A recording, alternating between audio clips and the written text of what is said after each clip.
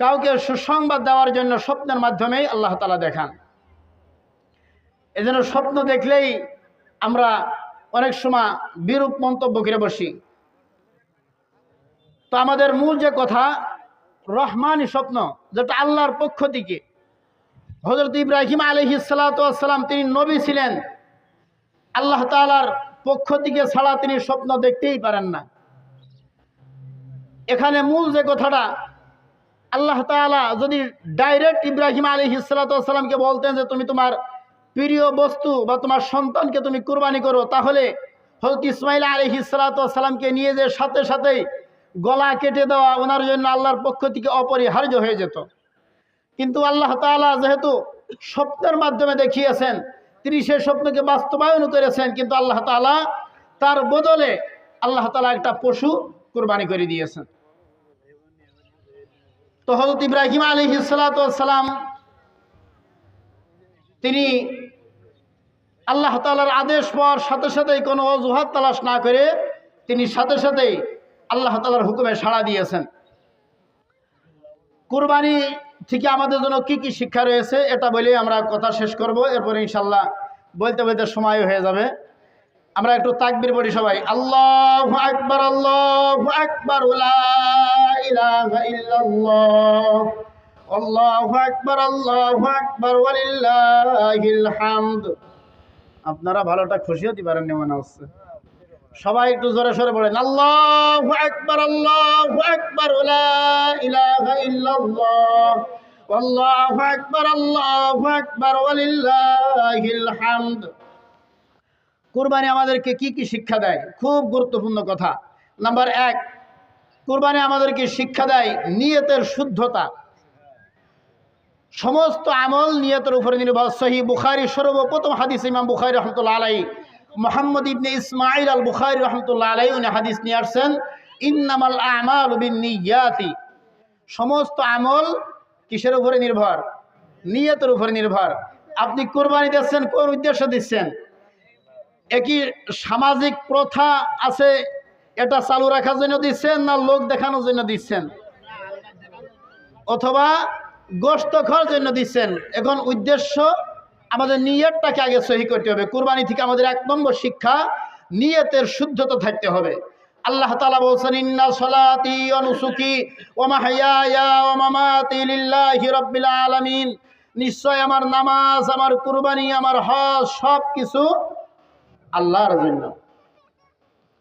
Number 2, কুরবানি থেকে আমাদের জন্য শিক্ষা হলো, কুরবানি আমাদের তাকওয়ার শিক্ষা নিয়ে আসছে। এই কুরবানির মাধ্যমে তাকওয়া অর্জন করা। আল্লাহ তাআলা বলেন, লা ইয়ানালুল্লাহা লুহুমুহা ওয়ালা দিমাউহা ওয়ালাকিন ইয়ানালুহুত তাকওয়া মিনকুম কাযালিকা সাক্কারাহা লাকুম লিতুকাব্বিরুল্লাহা আলা মা হাদাকুম ওয়া বাশশিরিল মুহসিনিন।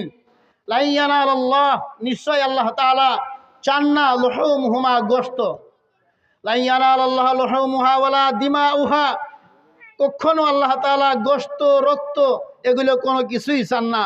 আল্লাহ তাআলা কি চান? ওয়ালাকিন ইয়ানালুহুত তাকওয়া মিনকুম, যে বান্দার কলব বা তার অন্তরের অবস্থাটা কি, তার তাকওয়া, পরহেজগারিতা, এটাই আল্লাহ তাআলা দেখতে চান। এই জন্য কুরবানির 2 নম্বর শিক্ষা হলো কুরবানি থেকে তাকওয়ার শিক্ষা গ্রহণ করা। তাকওয়ার সহজ অর্থ আল্লাহ ভীতি। সমস্ত কাজে কাকে ভয় করতে হবে? আল্লাহকে ভয় করতে হবে। কুরবানির 3 নম্বর শিক্ষা হলো ত্যাগ করার মানসিকতা তৈরি করা। ত্যাগ করার, ছাড় দেওয়ার মানসিকতা তৈরি করা। আল্লাহ তাআলা ইব্রাহিম আলাইহিস সালাতু ওয়াস সালামকে আদেশ করছেন, নিজের জীবনটাকেও তিনি দেওয়ার জন্য প্রস্তুত হয়ে গেছেন। আল্লাহ বলছে সন্তানকে কুরবানি করতে হবে। নিজের সন্তানকে আল্লাহর রাস্তায় উৎসর্গ করার জন্য ইব্রাহিম আলাইহিস সালাতু ওয়াস সালাম প্রস্তুত হয়ে গেছেন। এই ত্যাগ করার মানসিকতা অর্জন করা, এটা হলো কুরবানির শিক্ষা। সাহাবা একরাম রিজওয়ানুল্লাহি তাআলা আলাইহিম আজমাইনদের জীবনী দেখলে আমরা ত্যাগ করার ইতিহাস দেখতে পাই। কাদেসিয়ার যুদ্ধের ইতিহাস দেখেন, নবী আলাইহিস সালাতু ওয়াস সালামের সাহাবা একরাম লড়াই করছে কাদেসিয়ার যুদ্ধে। পানির প্রয়োজন হয়েছে, একজনের পানি প্রয়োজন, পানি করে সে আহাজারি করছে। হযরত হারেস ইবনে হিশাম রাদিয়াল্লাহু তাআলা আনহুর কাছে এক ব্যক্তি পানি নিয়ে গেছেন। তিনি বলছেন যে না, আমার পানির প্রয়োজন নাই, আমার সে আরো বেশি কাতরাই দিয়েছে আমার পাশের ভাই, তার কাছে নিয়ে যান। হযরত আইয়াশ ইবনে আবি রবিয়া রাদিয়াল্লাহু তাআলা আনহুর কাছে নিয়ে গেছেন। তিনি বলছেন যে না, আমার পানির প্রয়োজন নাই, আমার সে আরো বেশি প্রয়োজন আমার ভাইয়ের কাছে নিয়ে যান। ইকরামা ইবনে আবু জাহল রাদিয়াল্লাহু তাআলা আনহুর কাছে নিয়ে গেছেন। তিনিও পানি পান করেন নাই, তিনি বলছেন আমার চেয়ে প্রয়োজন আমার ভাইয়ের। এভাবে একে একে সকলেই পার হয়ে গেছেন। পানি যিনি নিয়ে বেড়াচ্ছেন, প্রথম ব্যক্তির কাছে ঘুরতে ঘুরতে আবার এসেছেন। এসে দেখেন তিনি শাহাদাত বরণ করেছেন, কেউ পানি পান করতে পারেন নাই। এলো সাহাবা একরামের ত্যাগ, এটা হলো সাহাবা একরামের ইতিহাস। আল্লাহর দ্বীনের জন্য ইসলামী খিলাফা, ইসলামী শরিয়া এগুলো বাস্তবায়নের জন্য হতে পারে আমাদের এই জীবনটাও আল্লাহর রাস্তায় দিয়ে আমাদের ত্যাগ স্বীকার করতে হতে পারে জেলখানায় আবদ্ধ থাকতে মাসকে মাস, বছরকে বছর আল্লাহর দ্বীনের জন্য, ইসলামী খিলাফা, ইসলামী শরিয়া প্রতিষ্ঠার জন্য জেলখানায় আবদ্ধ হতে পারে। এই জন্য এরকম ত্যাগ করার জন্য আমাদেরকে সর্ব অবস্থায় প্রস্তুত থাকতে হবে। ইনশাআল্লাহ আমাদের মন মানসিকতাটা এমনভাবে তৈরি করতে হবে যে জমিন যার, খিলাফত চলবে তার। ওমান লাম ইয়াহকুম বিমা আনজালাল্লাহ ফাউলাইকা হুমুল কাফিরুন জালিমুন ফাসিকুন। সূরা মাইদা আল্লাহ স্পষ্ট বলেছেন, যারা আমার হুকুম মোতাবেক রাষ্ট্র পরিচালনা করে না তারা কাফের, তারা জালেম, তারা ফাসিক। এই জন্য ইনিল হুকমু ইল্লা লিল্লাহ, এই জমিন আল্লাহর, এখানে খিলাফত চলবে একমাত্র তার। তো কুরবানি থেকে এটাও আমাদের শিক্ষা। নাম্বার 4, কুরবানি থেকে শিক্ষা হলো সাধ্যের সবটুকু সমর্পণ করা, আল্লাহর প্রেমে সব কিছু উজাড় করে দেওয়া, যেরকমটি হযরত ইব্রাহিম আলাইহিস সালাতু ওয়াস সালাম দিয়েছেন। আর এই উজাড় করে দেওয়ার কারণেই আল্লাহ তাআলা তাকে বলছে খলিলুল্লাহ, ইব্রাহিম হলো আমার বন্ধু। কুরবানি থেকে এটা আমাদের 4 নম্বর শিক্ষা। 5 নম্বর শিক্ষার কথা বলবো, নিজের প্রিয় বস্তুকে উৎসর্গ করা। আল্লাহ বলছে ইব্রাহিম সন্তানটাকে কুরবানি করে দাও। ফালাম্মা বালাগা মাহু সায়া ক্বালা ইয়া বুনাইয়া ইন্নী আরা ফিল মানাম আন্নী আযবাহুকা ফানজুর মাযা তারা। আল্লাহ বলছে ইব্রাহিম তুমি সন্তানকে, প্রিয় বস্তুকে আমার রাস্তায় উৎসর্গ করো। ইব্রাহিম আলাইহিস সালাতু ওয়াস সালাম নিজের সন্তানকে তিনি কুরবান দিতে প্রস্তুত হয়ে গেছেন। কুরবানি থেকে আমাদের জন্য 6 নম্বর শিক্ষা হবে সর্ব অবস্থায় আল্লাহর হুকুমের সামনে নিজের মাথাটাকে নত করা।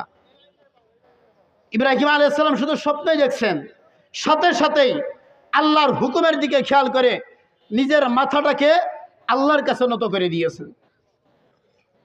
কুরবানি থেকে 7 নম্বর শিক্ষা ধৈর্য ধারণের শিক্ষা।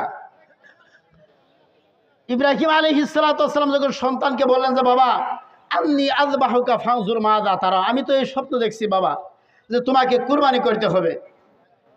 হযরত ইসমাঈল আলাইহিস সালাতু ওয়াস সালাম কোনো তালবাহানা ছাড়াই তিনি বলেছেন আব্বা আপনি আমাকে ধৈর্যশীলদের অন্তর্ভুক্ত পাবেন। আল্লাহ তাআলা আমাদেরও জীবনে পরীক্ষা করবেন। সূরা বাকারায় আল্লাহ 5টি পরীক্ষার কথা বলেছেন। ওয়ালা নাবলুয়ান্নাকুম বিশাইইম মিনাল খাউফ, আল্লাহ বলছে আমি তোমাদের পরীক্ষা করব ভয় দিয়ে। ভারত তোমাদের ভয় দেখাবে, আমেরিকা তোমাদেরকে ভয় দেখাবে। এই ভয়ের মধ্যেই আমি আল্লাহ পরীক্ষা করব যে আমার রাস্তায়, আমার দ্বীনের উপরে তোমরা অটল থাকো কিনা। ওয়ালা নাবলুয়ান্নাকুম বিশাইইম মিনাল খাউফ ওয়াল জুউ, আল্লাহ বলছে তোমাদের খাদ্যের দুর্ভিক্ষ দিয়ে আমি আল্লাহ তাআলা তোমাদেরকে পরীক্ষা করব। ওয়ানা উসিম মিনাল আমওয়াল, মালের ক্ষতি করে আমি আল্লাহ তাআলা তোমাদের পরীক্ষা নেব। ওয়ানা উসিম মিনাল আমওয়াল ওয়াল আনফুস, জীবনের ক্ষতি করে আমি আল্লাহ তাআলা তোমাদের পরীক্ষা নেব, জীবনেরও ক্ষতি হতে পারে। ওয়ানা উসিম মিনাল আমওয়াল ওয়াল আনফুসি ওয়াত থামারাত, 5 নম্বরে আল্লাহ বলছেন এখানে তোমাদের ফসল শস্যাদি এগুলোর উপরে ক্ষতি করেও আমি আল্লাহ তাআলা ওয়ালা নাবলুয়ান্নাকুম, আমি তোমাদেরকে পরীক্ষা করব। আমাদের জীবনে পরীক্ষা আসবেই। আমরা যেন হযরত ইসমাঈল আলাইহিস সালাতু ওয়াস সালাম এবং ইব্রাহিম আলাইহিস সালাতু ওয়াস সালামের মতো আজকের এই দিনের শিক্ষা হোক, আমরা যেন পরীক্ষা দিতে আল্লাহর রাস্তায় আমরা প্রস্তুত থাকি। পরীক্ষা আমাদের জীবনে আসবেই। সমস্ত নবীগণেরা পরীক্ষার সম্মুখীন হয়েছেন। আসাদুল বালা আল আম্বিয়া সুম্মাল আম্বিয়া ফাল আমসাল ফাল আমসাল, যারা যত নবীদের কাছাকাছি হবে তাদের পরীক্ষাও তত বেশি আসবে। আমরা চেষ্টা করব আল্লাহর পরীক্ষায় উত্তীর্ণ হওয়ার জন্য। কুরবানি থেকে 8 নম্বর শিক্ষা, অধীনস্থদেরকে আল্লাহর হুকুম পালনে আদেশ করতে হবে। অধীনস্থ যারা আছে আমাদের, তাদেরকে আল্লাহর হুকুম পালনে আদেশ করতে হবে। আলা কুল্লুকুম রাইন ওয়া কুল্লুকুম মাসউলুন আন রায়াতিহি। মুহাম্মদ সাল্লাল্লাহু আলাইহি ওয়াসাল্লাম বলেছেন, তোমরা প্রত্যেকে দায়িত্বশীল, তোমাদের দায়িত্ব সম্পর্কে বিচারের মাঠে আল্লাহ জিজ্ঞাসা করবেন। এই আপনার পরিবারের মানুষ নামাজ না পড়ে থাকে কোন কায়দায়? আপনার মেয়েটা বেপরদায় উলঙ্গ হয়ে রাস্তায় বের হয় কিভাবে? আপনার স্ত্রী পর্দা করে না কেন? এই অধীনস্থদের সম্পর্কে আপনার সন্তান নামাজে আসে না কেন? ও মদ, জুয়া, তাস, হিরোইন, ফেন্সিডিল নিয়ে পড়ে আছে কেন? এই অধীনস্থ সম্পর্কে আল্লাহ বিচারের মাঠে আমাদেরকে জিজ্ঞাসা করবেন। ইব্রাহিম আলাইহিস সালাতু ওয়াস সালাম, তিনি তার সন্তান, তার অধীনস্থ, আল্লাহ বলেছেন জবাই করে দিতে হবে, সাথে সাথেই তিনি প্রস্তুত হয়ে গেছেন। কুরবানি থেকে এটা আমাদের 8 নম্বর শিক্ষা ছিল। 9 নম্বর শিক্ষা হলো সামাজিক সাম্য ও পরামর্শের শিক্ষা। একে অপরের সাথে পরামর্শ কুরবানি আমাদেরকে শিক্ষা দেয়। পরামর্শের ভিত্তিতে কাজ করলে ভুল হয় কম। ইব্রাহিম আলাইহিস সালাতু ওয়াস সালাম ধরেই বলে না যে তোমাকে জবাই করব, সন্তানের সাথে পরামর্শ করেছে, বাবা আমি তো এই স্বপ্ন দেখেছি, কি করব? তারপরে সন্তান বলছে যে আমাকে আপনি ধৈর্যশীলদের অন্তর্ভুক্ত ভাবেন। নাম্বার 10, কুরবানি থেকে শিক্ষা হলো উৎকৃষ্ট সম্পদ আল্লাহর রাস্তায় দান করা। ভালো জিনিসটাই, ভালো পশু, এটা আল্লাহর রাস্তায় দান করা। নাম্বার 11, আদেশ পালনে, আল্লাহর আদেশ পালনে কুরবানি থেকে 11 নম্বর শিক্ষা, আল্লাহর আদেশ পালনে কোনো অজুহাতের আশ্রয় গ্রহণ না করা। যেমনটি ইব্রাহিম আলাইহিস সালাতু ওয়াস সালাম করেন নাই, আল্লাহ আদেশ করেছেন, তিনি প্রস্তুত হয়ে গেছেন। নাম্বার 12, সর্বশেষ কুরবানি থেকে আমাদের শিক্ষা হলো যে তাওয়াক্কুলের শিক্ষা আমাদের নিতে হবে কুরবানি থেকে, আল্লাহর উপরে ভরসা করা। আল্লাহ তাআলা ইব্রাহিমকে বলছে, ইব্রাহিম যাও তোমার স্ত্রীকে রেখে আসো এমন এক স্থানে যেখানে ঘর নাই, বাড়ি নাই, লোকজন নাই, এমন এক স্থানে রেখে আসো। ইব্রাহিম আলাইহিস সালাতু ওয়াস সালাম কোনো অজুহাত ছাড়াই আল্লাহর উপরে ভরসা রেখে তিনি স্ত্রীকে রেখে আসছেন। নিজের কলিজার টুকরা সন্তানকে, সন্তান হয় না, দীর্ঘদিন পরে হয়েছে, সেই সন্তানকেও তিনি বিবি হাজরা সহ তিনি রেখে এসেছেন।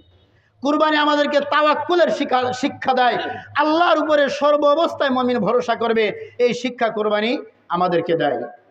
তো আমরা খুব সংক্ষিপ্ত আকারে কুরবানির 12টি শিক্ষার কথা বললাম। সর্বপ্রথম বলেছি কুরবানি করতে আমাদের নিয়তটাকে সহি করতে হবে। আমি কোন উদ্দেশ্যে কুরবানি দিতেছি? আমার সামাজিক প্রথা দেখানোর জন্য, না মানুষকে খুশি করার জন্য, লোক দেখানোর জন্য, না গোশত খাওয়ানোর জন্য? এই নিয়তটা সহি রেখে ইনশাআল্লাহ যদি আমরা কুরবানি করতে পারি, সর্ব অবস্থা আল্লাহর উপরে ভরসা রেখে আশা করা যায় আল্লাহ তাআলা আমাদের কুরবানি কবুল করবেন।